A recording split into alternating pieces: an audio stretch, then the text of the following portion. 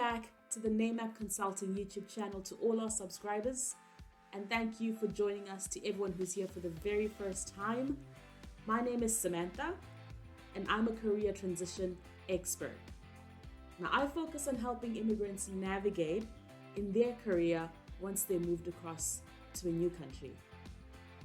And really, the aim of this YouTube channel is to equip any immigrant with information that could make their transition to a new culture anywhere in the world that much easier. So it doesn't matter which part of the world you're migrating to, the same principles apply. Well, at least most parts of the world. Now, if you're planning to migrate, or if you've already migrated to a new country and are trying to find your feet, then you're exactly the person these videos are for. Please subscribe to our YouTube channel so that you get tips on how to navigate or go about your job search once you've moved to a new country. Today, however, I'm going to go on a bit of a tangent. Now, I've been getting a lot of questions from people about what they need to do or which visa to get onto in order for them to move to Australia. Now, literally, my inbox is flooded with questions around the requirements which ought to be made for someone to move across. Now, I do care about you guys, and I honestly care about your well-being. So I would love nothing but to see you kicking goals in whatever form, whichever country you'd like to do that in. So if it means migrating to Australia is what's going to help you, then I'm happy to oblige. Just to clarify, now before we begin, I'm neither a registered immigration agent nor am I qualified to give you immigration advice. So please do not quote me. I'm just going to avail myself in this week's videos and give you some basic information on where to start, and you will have to then go out and do the rest of the research yourself. So if you really want to move to Australia, you will have to do your research and find out in detail all the information that you need in order for you to get a working visa. I always say this to everyone. Google is your best friend, and I promise you, she's very kind and giving, always forthcoming with information. So if you need to know anything about immigration, how to migrate, where to migrate to, what the requirements are, Google is your best friend. And like I said, I'm not giving you advice. I'm just going to give you some tips which you can use as a starting point in your own research. Now, no matter where in the world you come from, in order to live, to study, or work in Australia, you will need to have a valid visa. And whichever type of visa you choose to go for will usually depend on your situation. So for example, it could depend on the country you come from, your qualifications, it could be your work experience, and even more so, your financial standing. So the first visa I'll discuss today is the student visa. Now, this visa is strictly for people that would like to pursue their first degree in Australia, or maybe even further their studies, be it a bachelor's degree, master's, a PhD, or just even any other additional professional qualification. Now, a lot of people have a desire to further their studies through gaining international exposure, so this is definitely a good way to go about it. And the beauty about Australia is that various institutions also offer a wide variety of scholarships for international students. This is not for everyone, but there is a few people that actually end up getting these scholarships. And as I always say, you have to be a cut above the rest to make the cut. Another thing, to study in Australia, your pockets must be very deep because it's a very expensive country, and so are the educational institutes. Or maybe deep pockets is not the right term, but what I mean is that you need to be able to afford, or at least prove that you can afford to sustain yourself while you're in Australia. For example,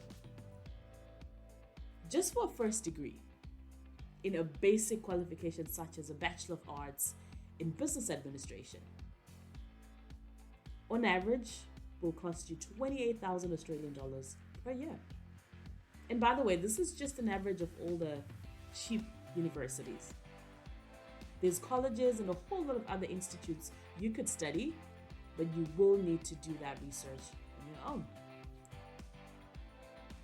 There's a few major things to consider when applying for a student visa in Australia.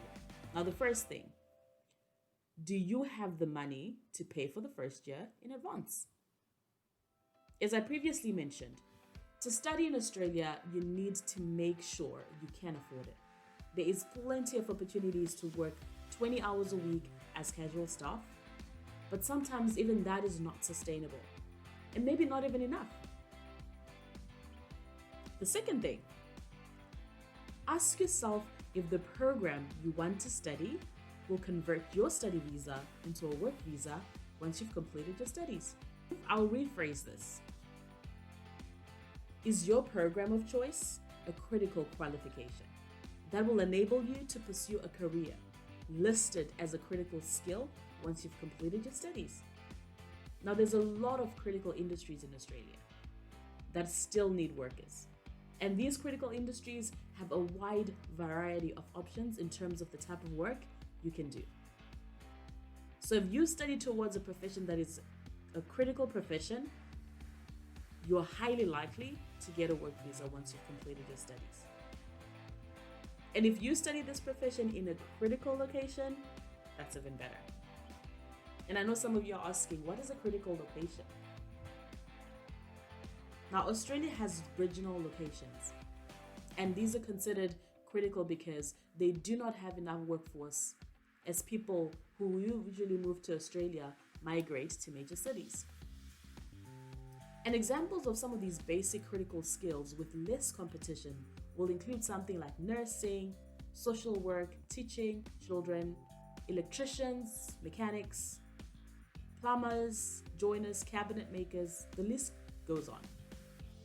Then some other critical skills, which have a bit of a tighter competition, will include your accounting, finance management, auditing, IT engineering. There's a whole list on the Australian immigration website, and what I will do is I will drop a link in the description box below so you can check it out and see where you stand. Now, the third thing is, where is the institute located? And by location, I'm talking, is it in the city or is it based in a regional area?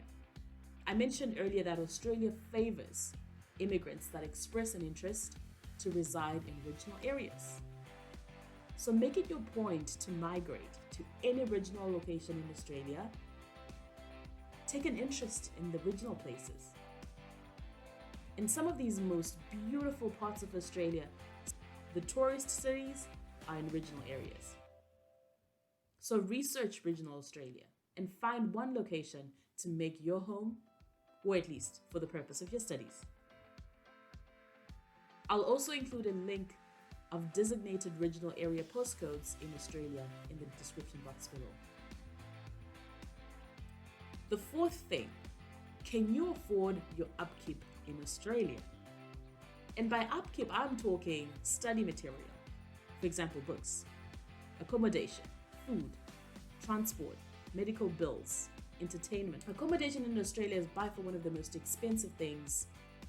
And if you live in a major city, we are talking $200 per week on average in a shared house. So this equates to about $800 a month, which is about $9,600 a year. By the time you're done with your 3-year degree, you would have spent an average of $28,800. And that's if you don't even move to a bigger or better space for $250 a week.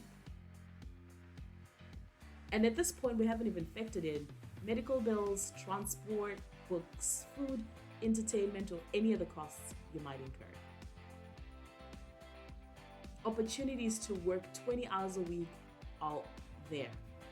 You are allowed to work any type of job up to a maximum of 20 hours a week. So that's going to help you.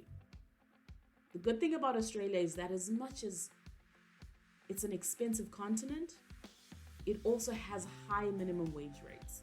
So you will be able to pay off some of those major bills. The most important thing to remember is that before you migrate, do your homework and make sure you don't set yourself up to fail. So if you're a student and desire to move to Australia, this video is for you. If you know any other students who are interested in Australia, share this video with them so that they also make an informed decision. I've posted some links in the description box below, which will give you more information on study visas, the requirements, and any other additional information that might be of assistance. Don't forget to subscribe to our YouTube channel so that you don't miss out on any of the videos we put out each week, now on Tuesdays and Wednesdays. Hit the notification button, and every time there's a new video, you will get a reminder. I'm looking forward to catching up with you every Tuesday and Wednesday as we change the immigrant narrative one city at a time.